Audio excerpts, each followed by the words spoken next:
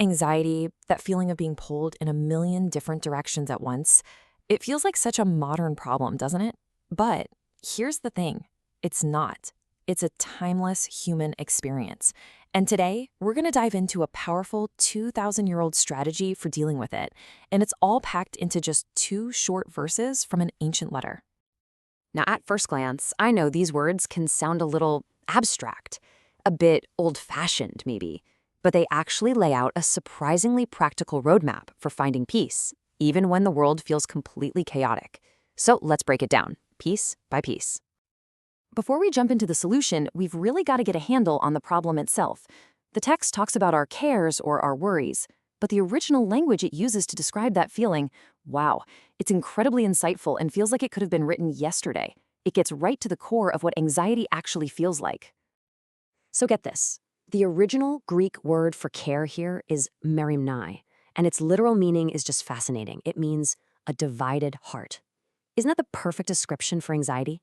It's that exact feeling of your focus, your energy, your very self being torn apart by all these competing worries about what happened, what's happening, and what might happen.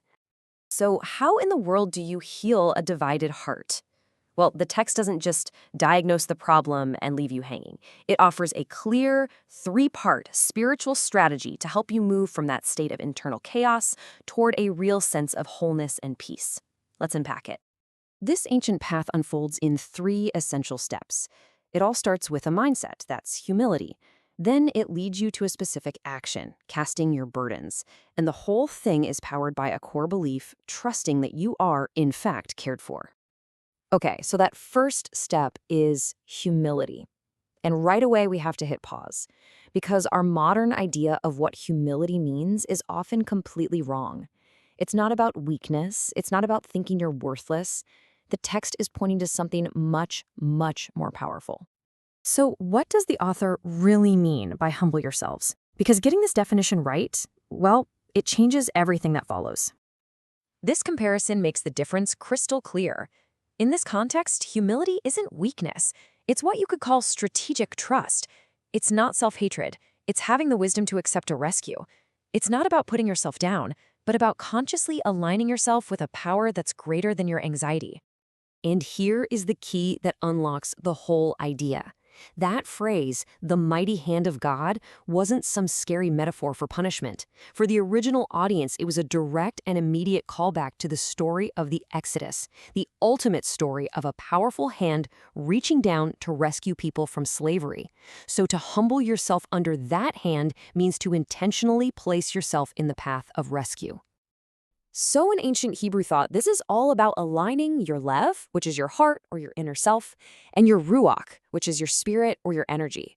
Instead of letting anxiety pull you apart, humility is the act of redirecting all that inner energy toward a source of order and salvation. Okay, so you've got that foundation of strategic trust. What's next? Well, now the text moves from that internal mindset to a very concrete physical action. And let me tell you, this part is anything but passive.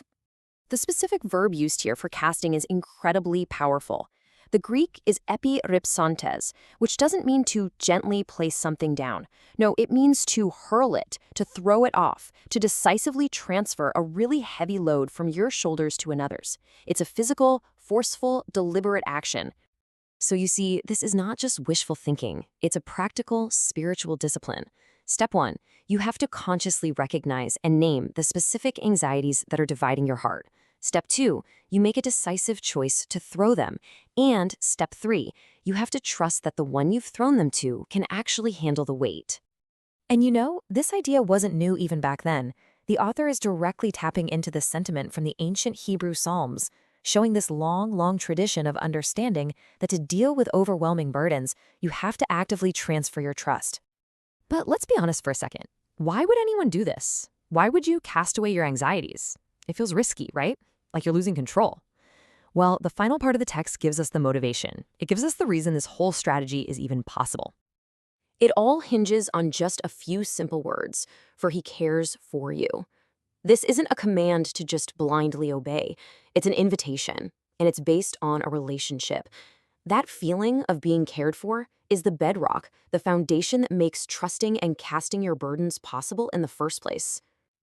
To really drive this point home, the text pulls up this powerful contrast from its cultural world. On one side, you have the model of human empires, which were often symbolized by chaotic, devouring beasts or dragons like Leviathan, these impersonal, crushing forces. On the other side, you have the model of the Good Shepherd, personal, protective, and sustaining. The invitation here is to trust the shepherd, not the beast. And what's the result of this whole process? The text says, "He may exalt you in due time." Now, this exaltation isn't about getting rich or famous. It's the natural outcome of healing a divided heart.